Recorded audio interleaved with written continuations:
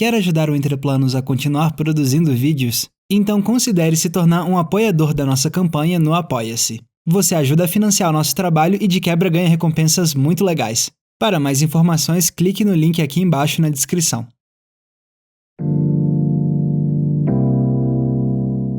Atenção!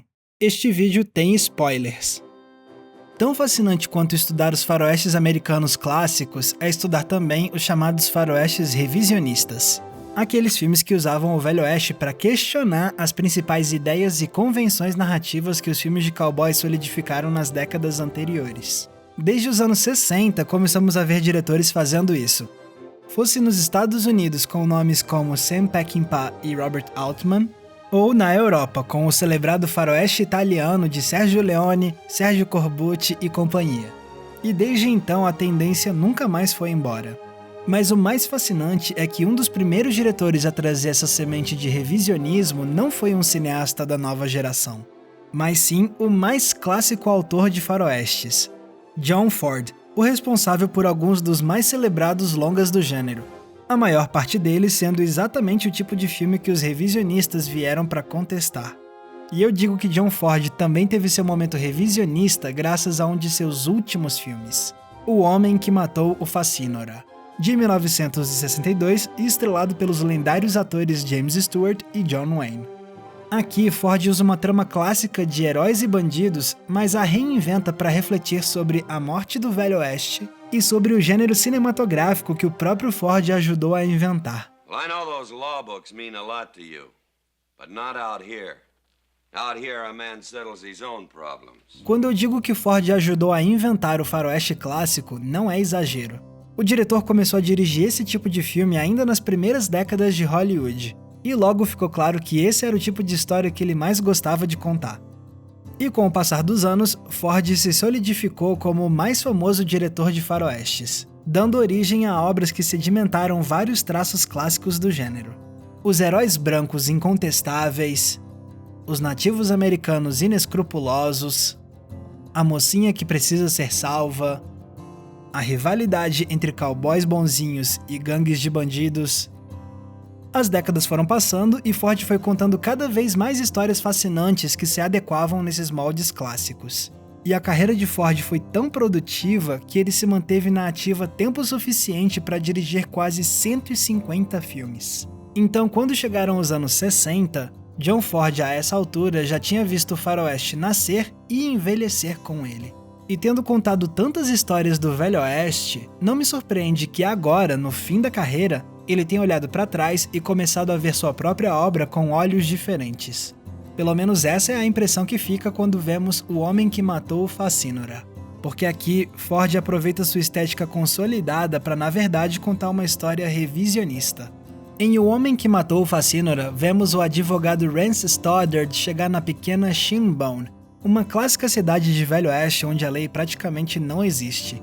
E por essas bandas há um fora da lei que causa todo tipo de problema, chamado Liberty Valance. O problema é que ninguém faz nada a respeito dele porque todos têm medo do bandido. E é claro que o advogado Rance fica indignado com a falta de lei no lugar. E enquanto o advogado argumenta que Valance deve ser preso, vemos ele ser contrariado por Tom Doniphan, um cowboy simpático e durão que defende que a única forma de lidar com Valance é na base da violência. E assim começamos a ver como Rance começa a mudar a vida da cidade e como ele bate de frente com o temido Liberty Valance. Então já dá pra perceber como num primeiro momento o filme não parece ser tão diferente assim dos demais faroestes. Temos os cowboys contra os bandidos, temos a cidade nas mãos de foras da lei, temos John Wayne interpretando exatamente o tipo de herói que fez ele ficar famoso nos filmes de John Ford. Sem contar que, em termos visuais, tudo tem a estética clássica de Ford, seja na técnica de câmera, nos figurinos ou na escolha do cineasta em deixar as cores de lado e filmar em preto e branco. Mas à medida que o filme avança, vamos percebendo pouco a pouco como ele começa a bater de frente com algumas tradições. A principal diferença está no tom do discurso que o filme faz. Em vez de retratar o Velho Oeste sob uma perspectiva romantizada, aqui Ford vai no sentido oposto e apresenta a região com um olhar mais realista e até mesmo pessimista. Por exemplo, aqui não vemos aquela clássica glorificação da expansão americana que tomou terras de nativos. Além disso, no lugar de sociedades emergentes retratadas com nostalgia, Ford apresenta uma cidade atrasada, onde as pessoas têm medo, são analfabetas e não parece ter interesse político algum. Até o ambiente é tratado de outra forma. No lugar dos clássicos planos fordianos que mostram paisagens enormes e deslumbrantes, temos um filme totalmente focado no ambiente urbano e que nos nega qualquer vislumbre da grande natureza ao redor. Só que o que mais surpreende mesmo é como Ford trabalha os arquétipos masculinos clássicos do faroeste. Sim, ele traz os tradicionais cowboys do bem e do mal. Com eles, o filme tinha tudo para ser mais uma trama sobre figuras violentas se confrontando. Mas o roteiro desequilibra essa expectativa ao introduzir o Rance, o grande peixe fora d'água. Porque enquanto Tom e Liberty acreditam que a lei é inútil e que as coisas só podem ser resolvidas com violência, vemos que Rance é o oposto. Ele é um pacifista que nunca usou uma arma na vida. Ele não acredita na violência, mas sim na lei. E ele se recusa a se transformar no machão agressivo que sempre dominou o Velho Oeste. E o inconformismo do personagem só vai aumentando, fazendo com que Rance também ajude o jornal da cidade, ensine os analfabetos a ler e até mesmo trabalhe como garçom no restaurante de Hallie, por mais estranhamento que isso cause. Um personagem desses tinha tudo para ser apresentado de forma emasculada ou ridicularizada em meio a tantos caras casca-grossa. Mas aqui acontece o contrário. Rance é apresentado como o progresso. Ele veio do leste para mostrar para o povo do Velho Oeste como a vida deles pode melhorar não por meio da violência, mas sim por meio do senso de comunidade, pela educação, pela liberdade de imprensa, pela decência humana.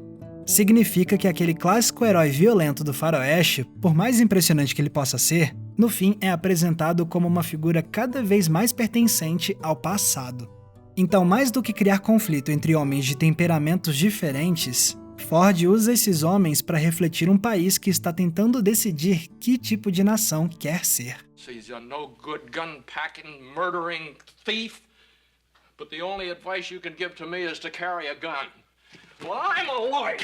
E essa preocupação com temáticas políticas é evidente quando analisamos os tipos de cenas do filme. Claro que temos os tradicionais trechos de confronto entre homens. Mas é muito significativo que Ford também dedique muito tempo de tela a cenas de ação cívica. Tão importante quanto os momentos de violência são os momentos de assembleia, de votação, de aula e de debates sobre a imprensa. Temos então na história um constante atrito entre dois tipos de sociedade, a do soco e a da civilidade.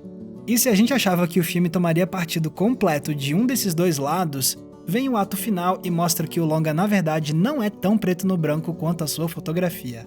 Quando chega o confronto derradeiro, Rance precisa defender sua vida e atira em Liberty Valance, que cai morto na mesma hora. E agora que a tirania de Valance acabou, leis estatais podem ser aplicadas na cidade e assim ela prospera de vez. Os anos passam, a cidade de Shinbone ganha qualidade de vida e Rance se torna um dos políticos mais influentes dos Estados Unidos. Quer dizer então que essa é uma defesa total de que é preciso deixar a violência de lado para que o país possa ir para frente, certo? Bom, essa é a impressão inicial, mas isso muda depois que vemos o plot twist. Nos minutos finais, descobrimos que naquela noite do confronto, não foi o Rance que acertou o tiro no Valance. Foi o Tom, que secretamente foi salvar o advogado. O que significa que, no fim das contas, a prosperidade e o progresso vieram não graças a um ato de legítima defesa, mas sim graças a um assassinato a sangue frio. É um paradoxo extremamente trágico.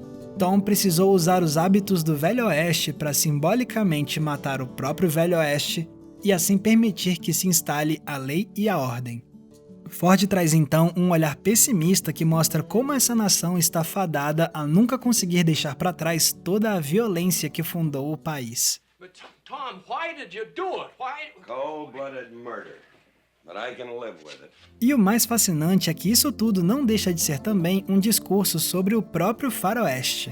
Se durante décadas John Ford ajudou a consolidar no imaginário americano a narrativa do homem branco violento, agora, no fim de sua carreira, ele parece ponderar se não chegou a hora do faroeste mudar um pouco.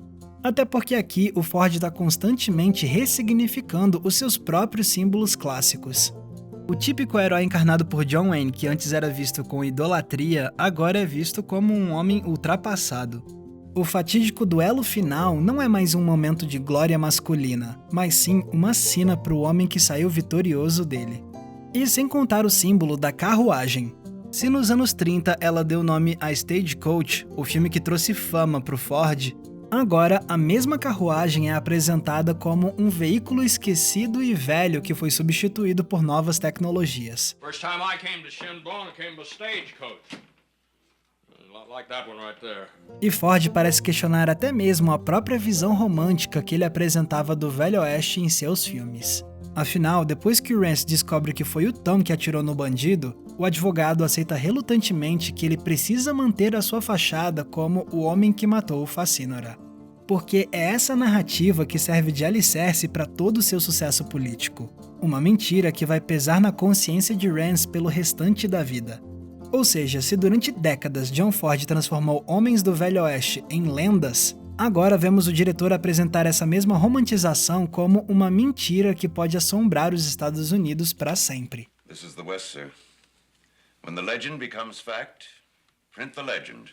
É por conta disso tudo que O Homem que Matou o Facínora é para mim um dos mais fascinantes filmes dirigidos por John Ford. Aqui, o diretor conta uma história poderosa sobre homens que tentam encontrar a identidade de seu país em tempos de mudança. E Ford faz isso ao mesmo tempo em que parece refletir sobre o papel que seus próprios filmes desempenharam na construção de mitos culturais americanos. Então, de certa forma, é como se Tom Donovan fosse o símbolo perfeito para representar o John Ford dos anos 60.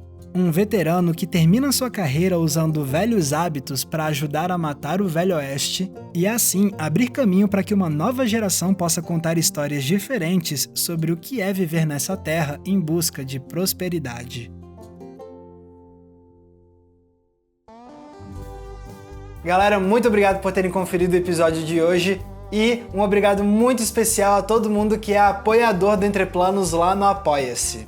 Se você também quiser se tornar um apoiador, é só você ir na nossa campanha do Apoia-se e escolher com quantos reais você quer ajudar a gente uma vez por mês.